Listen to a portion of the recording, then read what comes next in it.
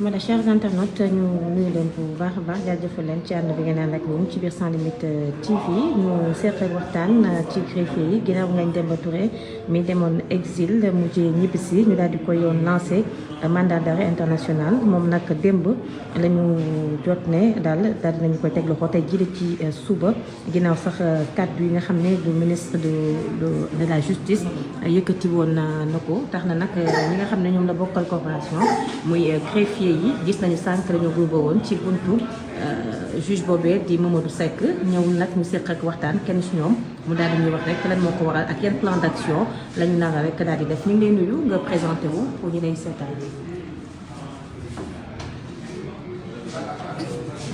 voilà nga présenté wu ñu lay seetaan.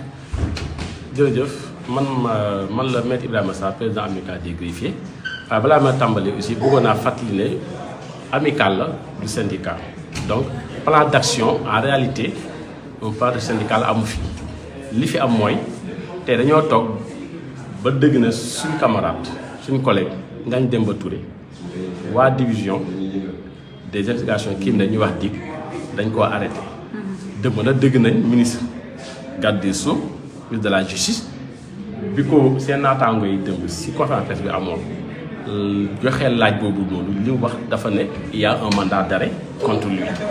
À notre grande surprise tey mu ñu am lu ñu bett tey ñu daal di exécuter ce mandat d'arrêt là loolu bi mu amee dañ ko war a présenter au cabinet d'instruction au deuxième cabinet d'instruction du juge loolu moo tax tey ñun en tant qu'amicale des greffiers Ngagne bokk si ñun ñu concerté wu xool lan ak yan ak lañ war a teg pour apporter suñu soutien à notre camarade Ngagne Demba Touré loolu moo taxoon tey bi ñu ko dewtee si ñeenti waxtu ñu def mbooloo ñëw si buntu bureau juge bi do après que suñu soutien waaye greffier ba fa nekk moom aussi xool li mu war a def mu jàpp ne waru la mun a jël audience ba xam ne naataangoom greffier la ñu bëgg a inculper loolu moo tax juge bi daal di ko renvoyer pour jël un juge ad hoc naturellement un greffier ad hoc naturellement léegi ñu ngi koy xaar ba suba ndax si la ko renvoyer à 10 heures suba aussi l'action qu'on va mettre en place c'est que demain on va revenir devant la porte on va encore manifester notre mobilisation pour apporter notre soutien à Ngagne et des déclarations aussi sont faites face à la presse bien avant son audition.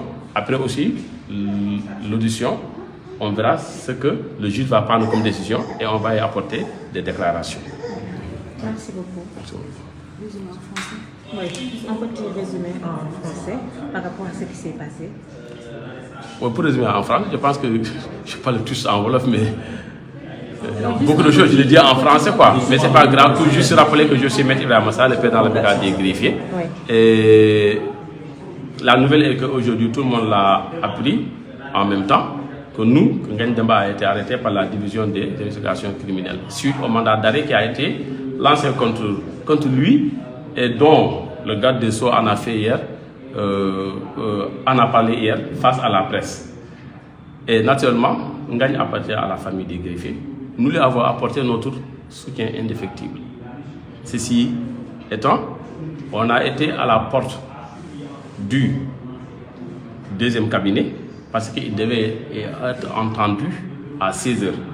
Mais le greffier de ce cabinet a refusé de prendre l'audience pour apporter son soutien à son camarade Ngagne Demba Touré. Et le juge l'a renvoyé jusqu'à demain à 10 heures, notamment pour chercher un greffier ad hoc, comme cela se passe.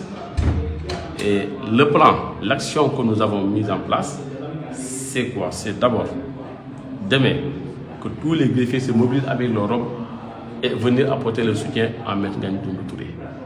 Et une déclaration sera faite face à la presse avant l'audition, aussi après l'audition, pour voir juste après la décision qui sera prise par le juge d'instruction. Merci beaucoup.